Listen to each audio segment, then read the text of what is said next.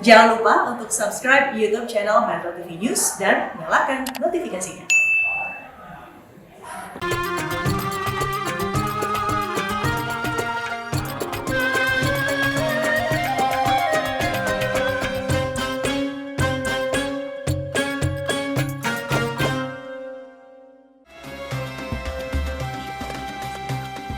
Assalamualaikum warahmatullahi wabarakatuh.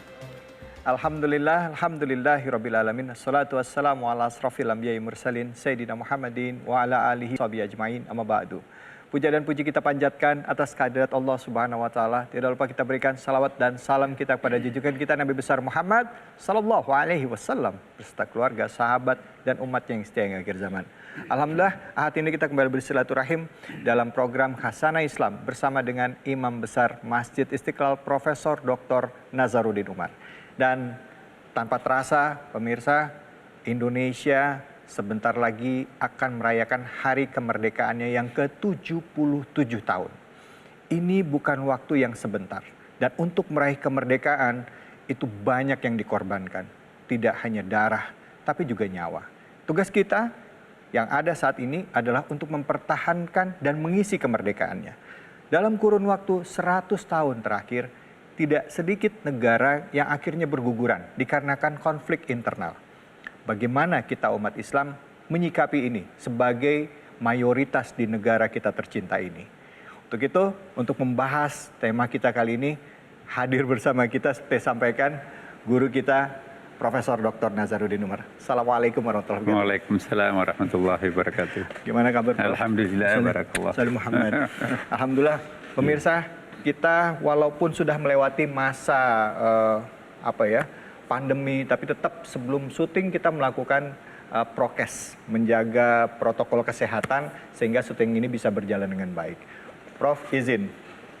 Apa kabar, Prof? Alhamdulillah, alhamdulillah. Rindu saya sama Prof ini, Prof. Membahas tentang Indonesia 77 tahun merdeka. Kemerdekaan ini kan harus dimaknai dengan tepat, Prof. Karena ada orang yang memaknai kemerdekaan sebagai sesuatu hal yang ya bebas, akhirnya tanpa aturan. Nah, untuk meluruskan ini, Prof, seperti kita generasi muda dan juga pemirsa paham, filosofi dari kemerdekaan ini apa sih, Prof? Yang pas untuk kita maknai. Silakan, Prof, waktu ini, Prof. Bismillahirrahmanirrahim. Assalamualaikum warahmatullahi wabarakatuh. Waalaikumsalam warahmatullahi wabarakatuh.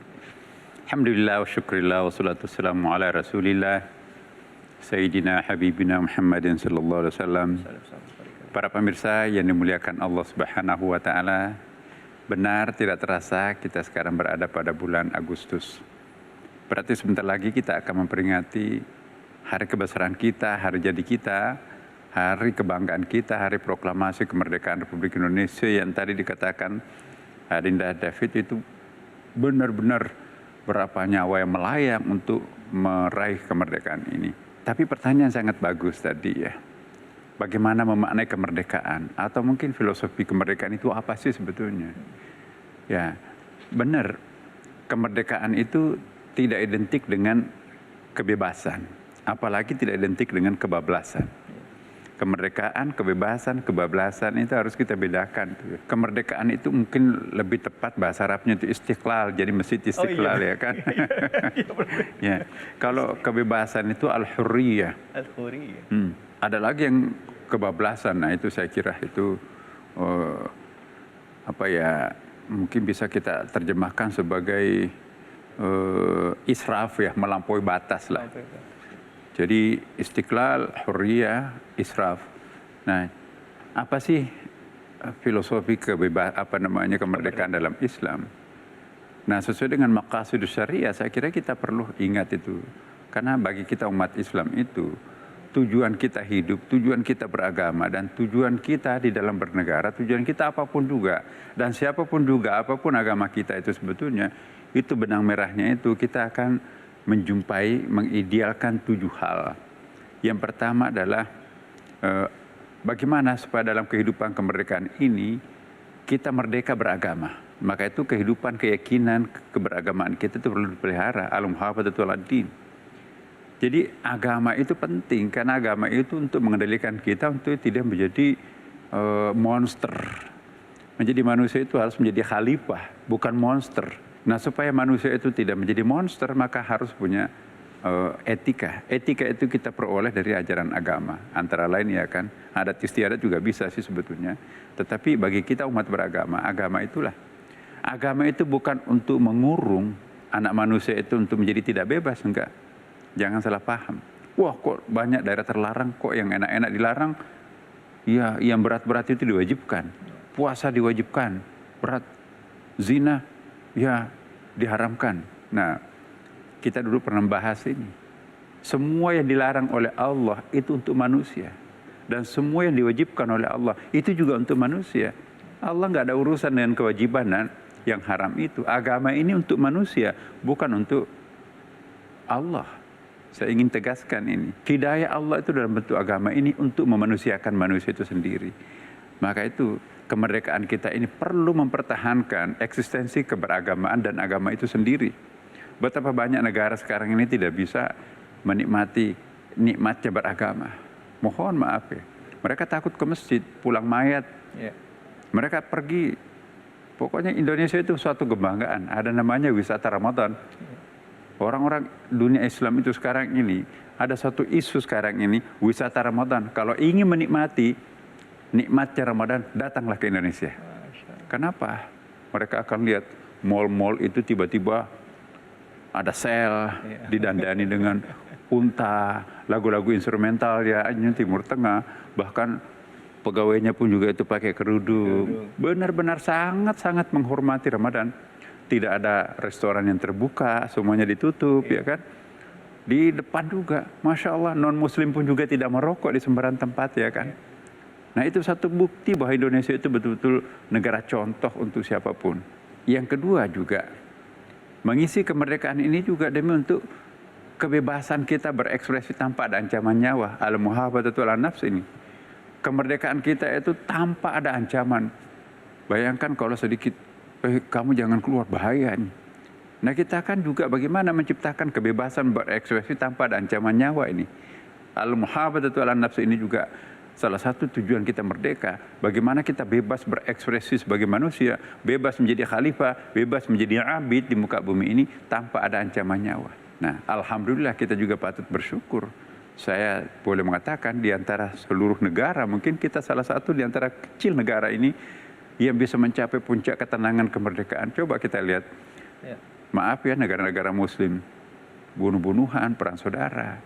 Negeri yang paling aman, negeri muslim mayoritas penduduknya terbesar, mungkin yang paling aman adalah Indonesia. Para kita yang terbanyak penduduknya kan. Itu perlu kita syukuri loh. Dan perlu juga kita pertahankan. Inilah buah kemerdekaan. Jadi tidak rugi para ulama, para santri, umat kita yang memenuhi taman makam pahlawan itu, buahnya kita bisa nikmati sekarang ini kan. Bisa bebas berekspresi, berkreasi. Dan yang ketiga juga adalah kebebasan kita itu perlu juga dipertahankan dalam rangka ini al-muhafazatul 'alan nafs. Keturunan kita ini, generasi kita ini. Jadi kita jangan sampai nanti kehilangan kepercayaan diri, kehilangan kebebasan, kehilangan kemerdekaan. Anak-anak kita sangat meresahkan. Jadi kemerdekaan ini betul-betul harus memberikan direction untuk generasi kita akan datang. Bahwa generasi kita akan datang tetap anak Indonesia. Generasi kita akan datang itu tetap mempertahankan culture, ya, identitas keindonesiaannya itu. Jadi jangan sampai nanti kita menabrak rambu-rambu yang sudah ada.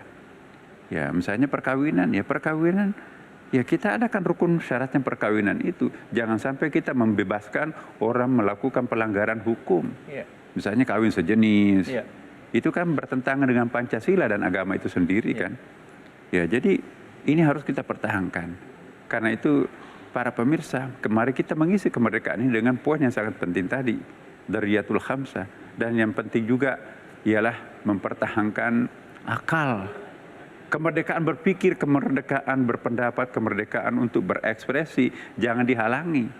Karena ini salah satu buah kemerdekaan kita ini adalah bebas untuk berekspresi, mengeluarkan pendapat. Jangan sampai orang itu terkungkum pikirannya, nggak boleh diekspos keluar. itu kita kehilangan kemerdekaan. Alhamdulillah Indonesia ini kita terkontrol tapi tidak tertekan. Dan yang terakhir, yang kelima adalah harta kita. Bagaimana harta kita tidak dijarah. Bagaimana supaya ini kejahatan banyak ini. Nah kita enak sekali kan. Polisinya bekerja dengan baik. Adalah kasus-kasus kecil tapi tidak seperti di negara lain ada penjarahan, perampokan dan sebagainya. Kita enak sekarang ini. Pak Wapres kita menambahkan 2 Mas David. Ya. Jadi lingkungan hidup tidak ada artinya kemerdekaan itu kalau lingkungan hidup ini rusak, maka itu penting juga. Ya. Dan yang keenam, yang ketujuh menurut beliau adalah keamanan. Ini konsep keamanan juga sangat penting. Nah, jadi saya kira inilah hikmah kemerdekaan ini. Mari kita mempertahankan 5 tambah 2 poin tadi itu. Maka insya Allah kita akan merasakan kemerdekaan itu. Masya Allah. Saya kira kita lanjutkan setelah ini. Baik Prof, tadi secara gambaran umum sudah disampaikan oleh Profesor, ada 7 poin tadi mengenai filosofi kemerdekaan. Kita akan lanjutkan lagi, tentunya hanya di sini di Kasana Islam bersama dengan Imam Besar Masjid Istiqlal Profesor Dr. Nasaruddin Umar. Kebenaran, kebaikan itu ada di mana-mana kata Rasulullah. Ambillah kalau itu miliknya umat Islam yang tercecer. Segala sesuatu yang tidak bertentangan dengan Islam, itulah Islam.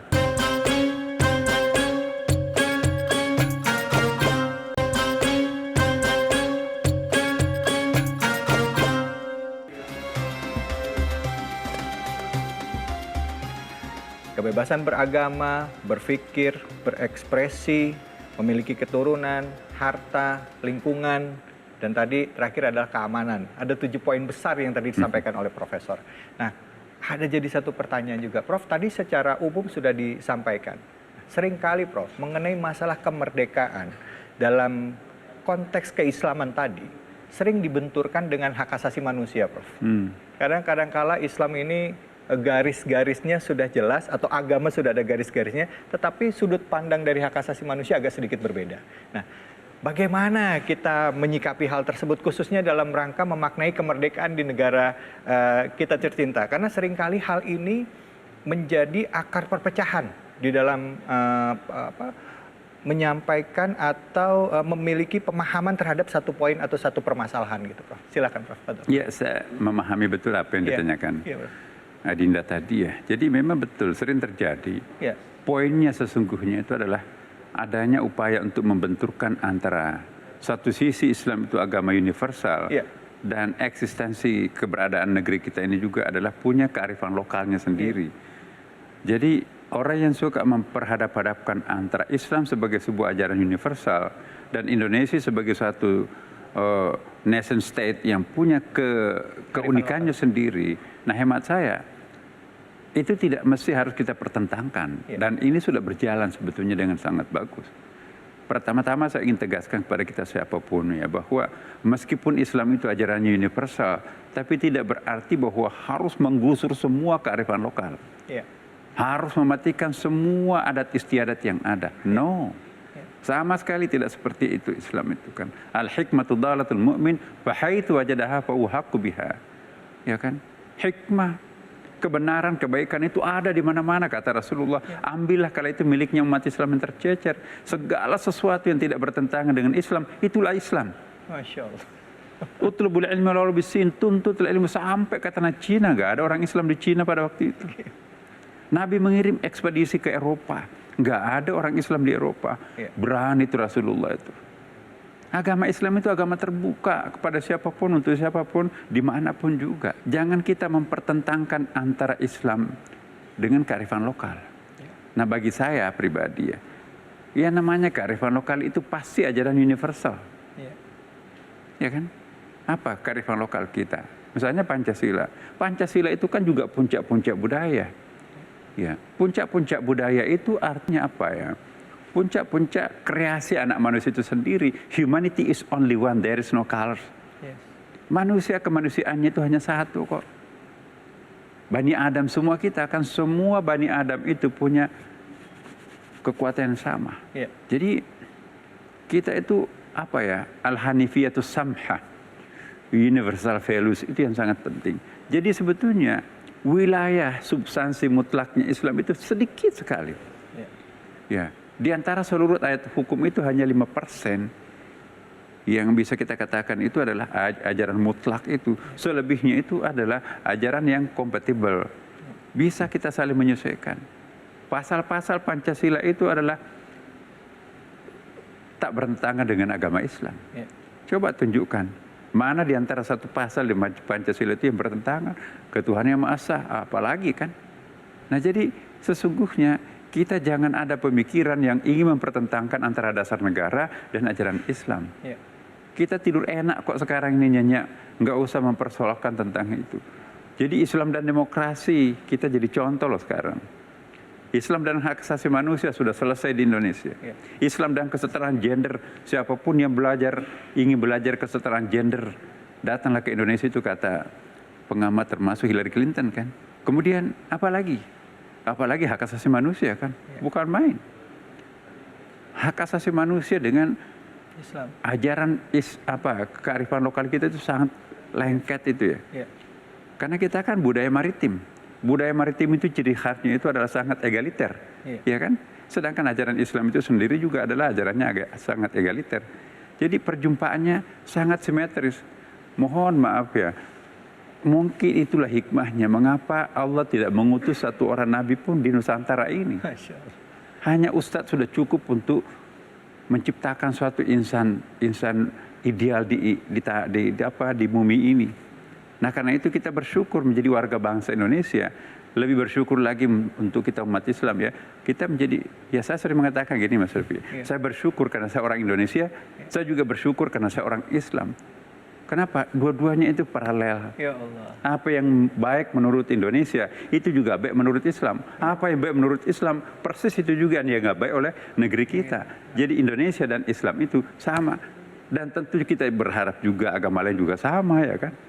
Jadi saya kira kalau kita beragama secara benar dan mendalam, maka tidak mungkin kita akan mempertentangkan kearifan Indonesia dan kearifan agama kita pun. Dari manapun asalnya usul agama kita itu, pasti kita akan hidup mesra dengan budaya Indonesia ini. Jadi para pemirsa, inilah selamat merayakan Kemerdekaan. dan selamat berpesta kemerdekaan. Tapi jangan lupa, kita harus mensyukuri kemerdekaan ini. Sebab kalau bukan dari Tuhan, kita nggak mungkin dapat kemerdekaan. Bambu runcing bisa menghadapi jet tempur, nggak mungkin. Ini semuanya hadiah dari Allah. Mari kita mensyukuri nikmat Allah dalam bentuk kemerdekaan ini. Makasih. Assalamualaikum warahmatullahi wabarakatuh. Waalaikumsalam warahmatullahi wabarakatuh. Terima kasih banyak Prof atas ilmunya. Silakan Prof. Masya Allah. 7 poin tadi Prof sudah sampaikan dengan sangat jelas Prof. Nah, ada satu yang sebelum kita masuk kesimpulan mengenai pemikiran Prof. Kebebasan di dalam berpikir. Kemerdekaan di dalam berpikir, bukan kebebasan.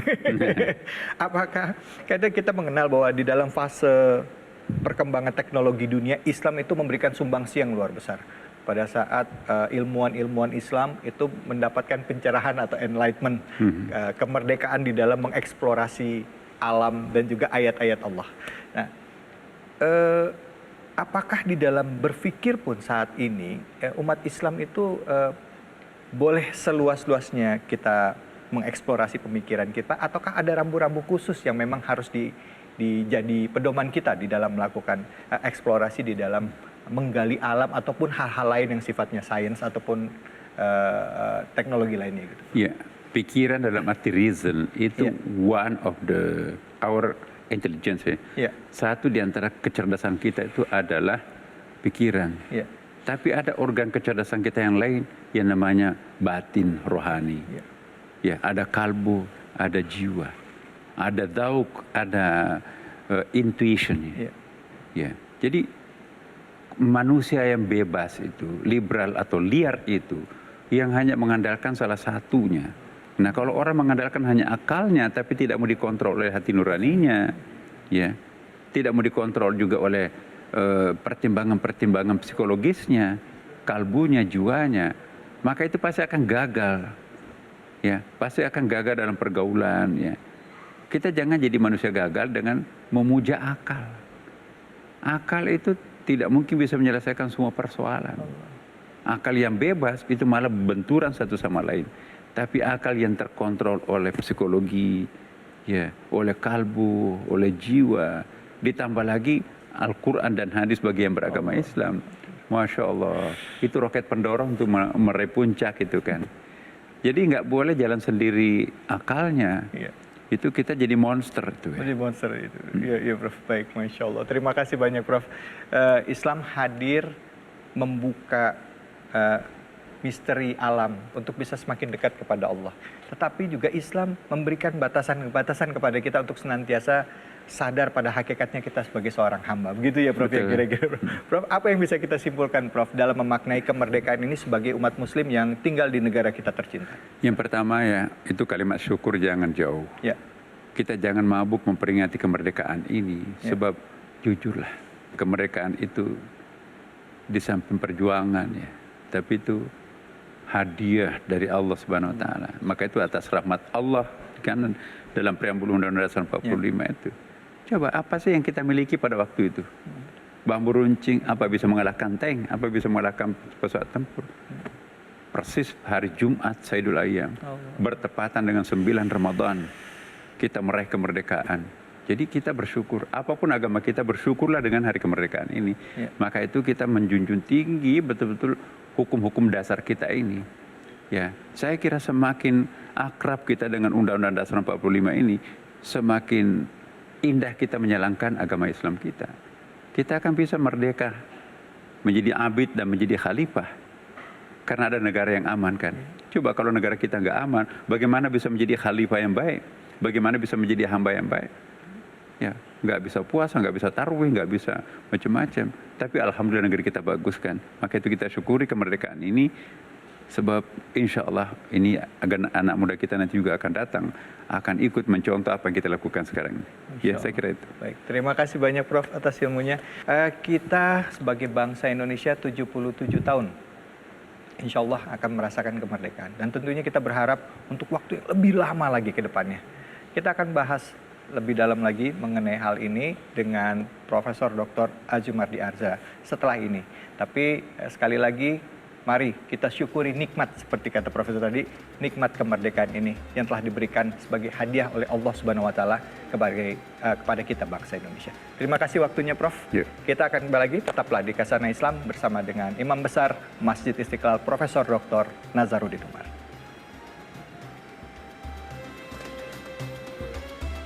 Bayangkan aja dari Merauke sampai ke Sabang lebih dari 300 suku.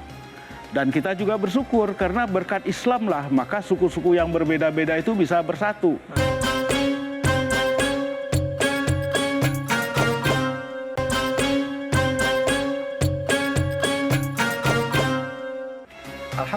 Alhamdulillahirrabbilalamin, kita kembali lagi di Kasana Islam. Tentunya sudah hadir bersama kita Profesor Dr. Azumardi Arza yang memang sudah meluangkan waktunya untuk membahas tema kita kali ini. Masya Allah, kemerdekaan adalah sebuah nikmat yang Allah berikan kepada kita.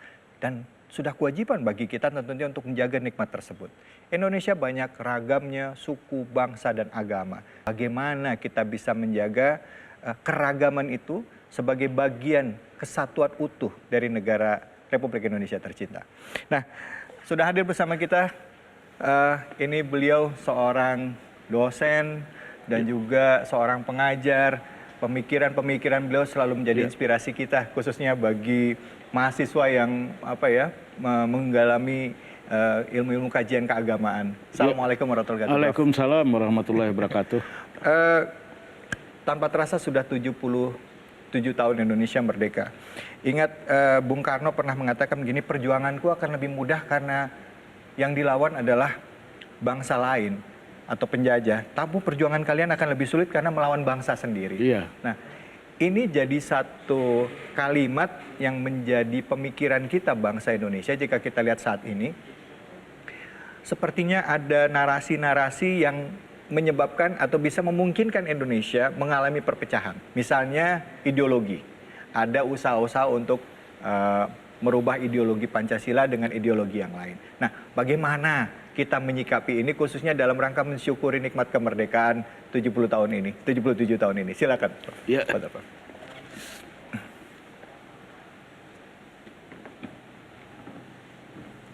Bismillahirrahmanirrahim. Assalamualaikum warahmatullahi wabarakatuh. Waalaikumsalam. Alhamdulillah. Alhamdulillahilladzi arsala rasulahu bil huda wa dinil haq liyuzhirahu ala dini kulli wa kafa billahi syahida. Asyhadu an la ilaha illallah wahdahu la syarikalah wa asyhadu anna Muhammadan abduhu wa rasuluh la nabiyya ba'dah. Qala Allahu Ta'ala fil Qur'anil Karim, auzubillahi minasyaitonir rajim, bismillahirrahmanirrahim. La in syakartum la azidannakum wa la in kafartum inna azabi lasyadid. Sadaqallahul azim. Para pemirsa Khazanah Islam yang berbahagia, Mas David Khalik, terima kasih atas undangannya dan saya berbahagia sekali bahwa pada kesempatan ini bisa ikut hadir menyumbang pemikiran di Khazanah Islam. Ya. Saya kira forum ini atau acara ini sangat bagus ya. Khazanah Islam kalau dalam bahasa Inggrisnya itu Legacy of Islam ya. Apalagi di Indonesia tahun ini kita mensyukuri ya 77 tahun kemerdekaan Indonesia. Dan kemerdekaan Indonesia yang 77 tahun itu pertama-tama kita harus syukuri lebih dahulu ya kan. Karena dengan bersyukuri itu seperti tadi ayat yang saya bacakan, la in syakartum la azidannakum, kalau kita banyak-banyak bersyukur, insya Allah nikmat Allah itu akan nambah. Kemerdekaan kita semakin lebih bermakna. Kemerdekaan kita, kemerdekaan Indonesia ini semakin bisa memajukan bangsa Indonesia. Itu tidak banyak negara yang tadi sudah disebut oleh Bung David sebagai beragam-ragam, ya, negara yang kebinekaannya luar biasa, ya. Bayangkan aja dari Merauke sampai ke Sabang lebih dari 300 suku. Dan kita juga bersyukur karena berkat Islam lah maka suku-suku yang berbeda-beda itu bisa bersatu. Masya Allah. Luar biasa, ini kita syukuri. Tidak ada faktor yang bisa mempersatukan suku-suku yang beragam-ragam dengan adat istiadatnya yang berbeda, bahasanya yang berbeda. Coba bayangkan, orang Minang itu nggak paham bahasa Jawa, tapi merasa bersaudara dengan orang Jawa karena sesama Muslim. Orang Aceh juga nggak paham bahasa Bugis, ya kan? Orang Bugis juga nggak paham bahasa Aceh. Adat istiadatnya juga beda, tapi mereka bersaudara, merasa dekat. Kalau kita lihat, ya dalam kajian saya misalnya abad 17, yang namanya Muhammad Yusuf Al-Makassari yang kemudian menjadi ulama besar di Kepulauan Nusantara ini pada abad 17, itu dalam perjalanannya ke Mekah menuntut ilmu dan naik haji, itu mampir di Banten, di Kesultanan Banten. Kemudian apa yang bisa menyatukan mereka? Bahasa orang Banten juga nggak paham bahasa Bugis. Paling ya bahasa yang dipakai itu bahasa Melayu. Nanti terus dia, Muhammad Yusuf Al-Makassari ini mampir lagi di Aceh. Tapi ketemu lagi. Apa yang mempersatukan mereka? Itulah ukhuwah Islamiyah. Jadi oleh karena itu, kalau kita merayakan kemerdekaan Indonesia, maka kita perlu merayakan peranan kaum muslimin yang bersuku-suku yang beragam-ragam itu di dalam merekat persatuan, membuat ukhuwah Islamiyah pertama-tama, yang kemudian dari ukhuwah Islamiyah itulah muncul ukhuwah wataniyah, rasa cinta tanah air. Kita sama-sama punya tanah air dari Sabang sampai Merauke atau dari Merauke sampai ke Sabang. Itulah dia yang membuat Indonesia ini bisa bersatu. Saya kira kita harus mensyukuri nikmat bahwa kita hidup di NKRI yang bersatu, yang menghargai keragaman dengan kebinekaan tunggal ikanya, dan kemudian juga punya dasar negara Pancasila. Pancasila sendiri juga sudah terbukti selama 77 tahun menjadi ideologi, menjadi dasar negara yang bisa mempersatukan kita semua. Kita tidak punya ideologi atau dasar negara yang bisa kita jadikan yang bisa mempersatukan seluruh bangsa Indonesia, ya kan? Bahkan mungkin kalau orang bilang, wah dengan khilafah kita bersatu. Khilafah sendiri itu juga idenya macam-macam. Ada khilafah versi ini, versi itu, versi macam-macam lah yang berbeda-beda. Yang mana mau kita ikuti, ya kan? Konsep politik Islam juga berbeda-beda antara satu orang pemikir dengan pemikir yang lain, dengan satu organisasi dengan organisasi berbeda. Jadi oleh karena itulah kita ya berkukuh, bertahan ataupun tetap setia dan loyal pada Pancasila, karena Pancasila itulah yang bisa mempersatukan kita. Mempersatukan itu pertama-tama tentu secara internal umat Islam, karena umat Islam Indonesia ini juga tidak homogen, tidak seragam, ada macam-macam ragamnya, ya kan, heterogen, ya kan. Kita lihat saja heterogenitas itu, kemajemukan umat Islam itu kita lihat misalnya dalam berbagai organisasi yang ada di Indonesia. Bedanya cuma sedikit-sedikit, tapi sedikit-sedikit itu kalau kita tidak sikapi dengan baik, itu malah kemudian bisa menimbulkan kegaduhan-kegaduhan sesama umat. Nah, kita bersyukur umat Islam Indonesia ini semuanya adalah penganut yang kita sebut sebagai wasatiyah Islam, Islam jalan tengah atau middle path Islam, Islam yang tidak ekstrim ke kanan, tidak ekstrim ke kiri, yang selalu bersikap tawasud. Tawasud itu selalu di tengah, tidak ekstrim ke atas, tidak ekstrim ke bawah, ke kiri dan ke kanan. Terlalu tawasud dan selalu tawazun. Tawazun itu seimbang, selalu bersikap seimbang. Yang ketiga juga bersikap iktidal, selalu adil. Dan kemudian tasamuh, toleran. Toleran toleran itu berlapis-lapis. Pertama, toleransi sesama umat Islam karena perbedaan-perbedaan yang tadi. Yang kedua, toleransi di antara umat beragama. Karena di Indonesia ini yang ada bukan hanya umat Islam, tapi juga banyak umat yang lain, ya kan? Agama-agama lain juga ada, kemudian keyakinan-keyakinan yang lain juga ada. Kita hormati satu sama lain, tidak berarti kemudian dengan menghormati itu kemudian kita harus menjadi orang yang sinkretik. Sinkretik itu artinya mencampur adukan antara keimanan keislaman kita dengan agama lain. Ini tidak. Kita harus meyakini bahwa kita menganut, memahami, menerima, meyakini bahwa Islamlah jalan kita. Ya, sebagaimana diwariskan oleh Rasulullah SAW berdasarkan wahyu dari Allah SWT. Kita yakin sekali bahwa itulah kebenaran yang kita pegangi. Tapi pada saat yang sama dengan kebenaran itu pula tidak menghalangi kita untuk menghormati orang yang lain daripada kita. Lain itu maksudnya beda agama, beda keyakinan, ya silakan saja, nggak apa-apa. Tapi kita sama-sama anak bangsa. Apalagi kita juga sesama manusia. Maka kemudian dengan sesama manusia itulah kita kemudian mewujudkan ukhuwah wataniyah dan ukhuwah basyariah. Nah, inilah saya yakin sekali insya Allah dengan 77 tahun kemerdekaan ini Indonesia insya Allah bisa maju. Dan kaum muslimin punya peran yang sangat besar dalam hal ini karena mayoritas penduduknya adalah muslim. Jadi kita kaum muslim ini supaya berpegang dengan Islam yang wasatiyah itu. Jangan tergoda oleh pikiran-pikiran yang ekstrim, yang aneh-aneh gitu, misalnya mau mengganti Pancasila. Itu tidak ada gunanya. Tidak akan memajukan Indonesia. Mari kita majukan Indonesia sehingga Indonesia ini menjadi insya Allah menjelang 100 tahun kemerdekaan Indonesia nanti tahun 2045 Indonesia itu menjadi negara terkuat dan terbesar ekonominya yang nomor 4 atau nomor 5 di dunia. Itu kan luar biasa itu. Nikmat Allah mana lagi yang harus kita dustakan, kan nggak mungkin itu. Ya kita harus bersyukur sekali lagi, ya kan, dengan Indonesia, dengan umat Islam Indonesia yang selalu setia pada Islam wasatiyah atau menjadi umatan wasatan, umat jalan tengah. Ya, baik, Prof. Izin Prof, bisa tetap di sana dulu. Ada sebuah pertanyaan sebelum kita masuk ke segmen selanjutnya. Prof, kita mengenal bahwa anak muda adalah garda terdepan, penerus generasi kita ke depannya. Tapi kalau melihat tren saat ini, di mana era disruptif, informasi begitu mudah masuk, dan gaya hidup serta pola pikir anak muda berbeda dengan kita yang ada di era-era sebelumnya. Sekarang istilahnya zilenial, karakteristik mereka berbeda. Nah, bagaimana kita menyikapi umat Islam dalam rangka melihat perkembangan zaman yang ada dalam konteks mempertebal keimanan dan juga menjaga keutuhan bangsa kita. Tentunya nantikan jawaban dari pertanyaan saya tadi hanya di sini di Khazanah Islam.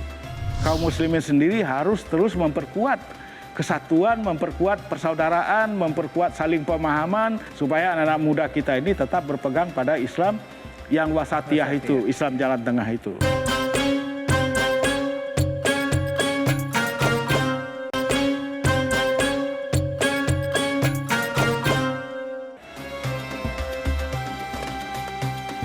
Bung Karno pernah berkata, beri aku 10 pemuda maka akan aku guncang dunia. Dan memang terbukti dalam sejarah pemuda berhasil melakukan terobosan. Indonesia pun merdeka dikarenakan gerakan yang dilakukan oleh para pemuda untuk bisa menyemangati yang lain untuk memerdekakan Republik Indonesia tercinta. Nah, kita lanjutkan bahasan kita. Bagaimana sekarang caranya bagi anak-anak muda dengan era disruptif, tapi mereka bisa mempertahankan akidah dan juga mempertahankan kedaulatan NKRI ini. Silakan, Bro. Ya, yang pertama saya kira anak-anak muda kita ini harapan kita lah semua untuk Indonesia yang maju menjadi negara besar yang keempat atau kelima nanti menjelang 2045 nanti. Mereka akan mengalami itu ya, generasi muda yang ada sekarang ini. Hanya dalam waktu tinggal 23 tahun lagi ya, 23 tahun lagi sudah 2045 itu. Jadi mereka masih ada, masih aktif. Jadi saya kira yang pertama-tama ya kita mendorong agar anak-anak muda kita ini semakin giat menuntut ilmu. Semakin giat menuntut ilmu ya. Menuntut ilmu yang sungguh-sungguh dalam berbagai bidang ya. Apalagi juga di negeri kita ini tersedia misalnya banyak beasiswa. Beasiswa misalnya ada yang cukup dalam jumlah dana abadi pendidikan yang sangat besar. Yaitu LPDP. Saya kebetulan dengan Profesor Nasaruddin Umar sama-sama duduk di Dewan Interviewer ya, Komisi Interviewer LPDP yang menentukan kelulusan atau ketidaklulusan calon-calon itu. Dan kita tahu dana LPDP itu banyak sekali. Sekarang ini jumlahnya 120 triliun, bukan sedikit itu. Ya banyak sekali, nambah terus ya.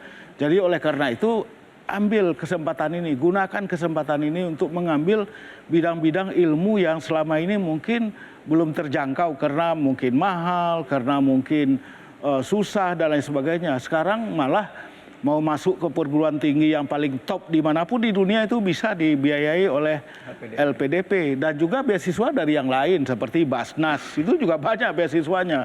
Dari Basis atau Basda, dari lembaga-lembaga filantropi lain seperti Dompet Duafa misalnya, itu juga banyak beasiswa. Jadi belum lagi beasiswa dari CSR dari BUMN semacam misalnya BI itu juga punya beasiswa macam-macam. Jadi oleh karena itu tuntutlah ilmu, gunakan kesempatan ini ya kan. Kalau dulu kita susah sekali untuk mendapatkan beasiswa, harus ke sana sini, zaman saya dulu harus ke sana sini nyarinya. Kalau sekarang di negeri kita sendiri juga banyak beasiswa. Jadi gunakan ini, ambil kesempatan, jangan disia-siakan ya kan. Karena dengan ilmu lah, dengan keterampilan itulah kita ikut bisa memajukan Indonesia. Tidak bisa Indonesia ini maju kecuali ilmu pengetahuannya juga maju. Semakin banyak yang maju, anak-anak bangsa ini ya semakin bagus ya.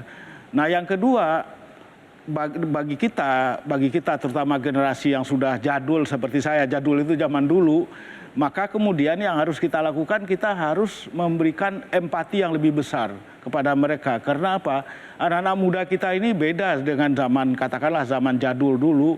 Zaman sekarang adalah zaman yang penuh dengan disrupsi karena misalnya revolusi teknologi 4.0, 5.0 yang kemudian membuat kehidupan itu menjadi kacau balau. Tapi juga membuat peluang yang sangat besar, berbagai macam peluang itu besar. Memang ada pekerjaan-pekerjaan hilang, tapi juga ada pekerjaan-pekerjaan baru muncul yang memerlukan tadi itu ilmu dan keterampilan. Jadi oleh karena itulah saya kira orang tua kita ini zaman dulu ini harus memberikan bimbingan kepada anak-anak muda. Jangan cepat menyalahkan mereka. Ya, kita bimbing sama-sama, kita berikan peluang, kita dorong berusaha di dalam berbagai bidang ya, karena tantangan yang mereka hadapi ini sungguh luar biasa. Zaman dulu tidak ada internet, sekarang ada zaman internet. Internet itu apa saja bisa diakses, banyak positifnya tapi juga ada negatifnya. Jadi oleh karena itulah maka kemudian kita harus lebih banyak dialog dengan generasi muda ini, memberikan pemahaman mengenai keislaman, memberikan pemahaman mengenai keindonesiaan yang baik, ya kan? Menumbuhkan dalam diri mereka karakter keislaman, karakter keindonesiaan, menumbuhkan sikap wasatiyah Islam yang menempuh jalan tengah itu, tidak ekstrim ke kanan, tidak ekstrim ke kiri. Ini yang harus kita tanamkan dan dimulai dari keluarga.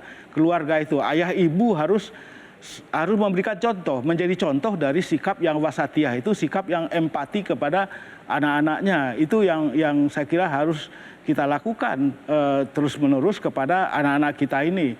Jadi faktor Islam menjadi perekat yang sangat penting. Oleh karena itulah kaum muslimin sendiri harus terus memperkuat kesatuan, memperkuat persaudaraan, memperkuat saling pemahaman, tidak cepat marah satu sama lain, ya kan, apalagi berkelahi, ya kan.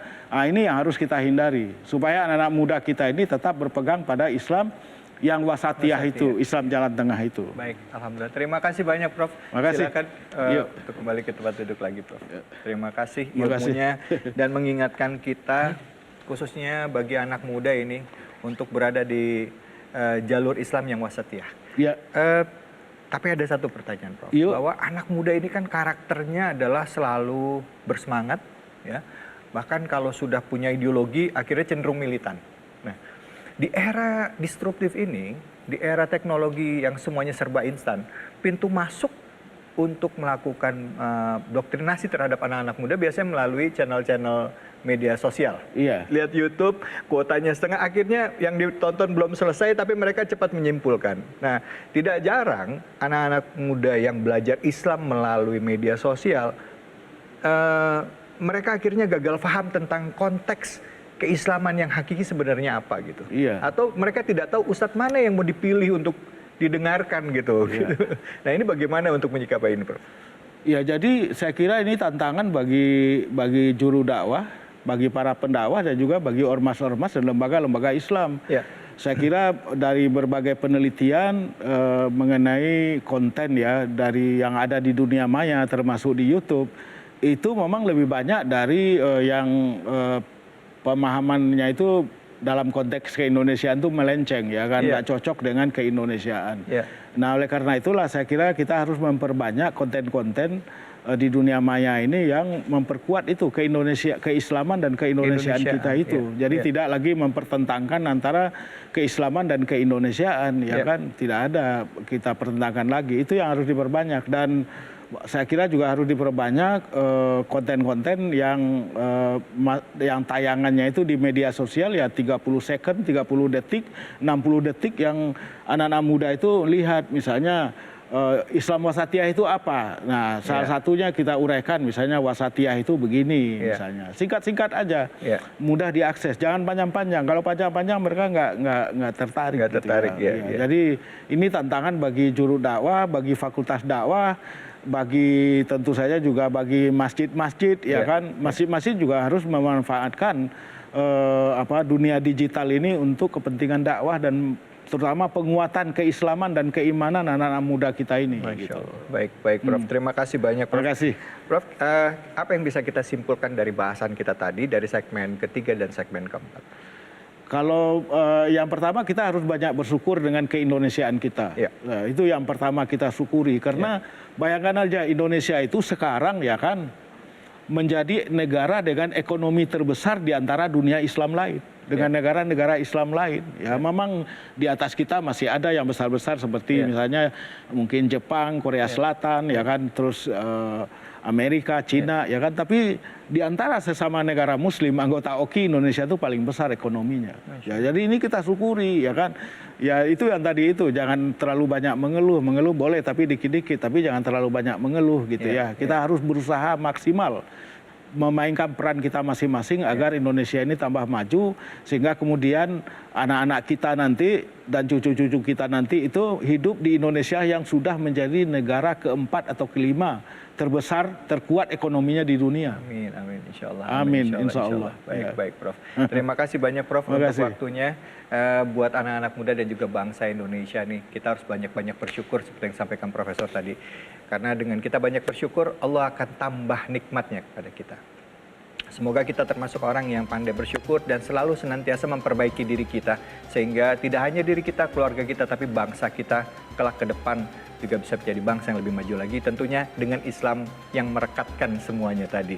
Di bawah ideologi kita yaitu Pancasila. Semoga apa yang disampaikan pada kesempatan kali ini memberikan keberkahan bagi kita semua dan menambah keimanan kita. Saya David Halik undur diri. Terima kasih banyak Prof untuk waktunya. Wabillahi taufiq wal hidayah. Assalamualaikum warahmatullahi wabarakatuh. Waalaikumsalam. Prof, terima kasih. Terima kasih. Sorry saya manggilnya.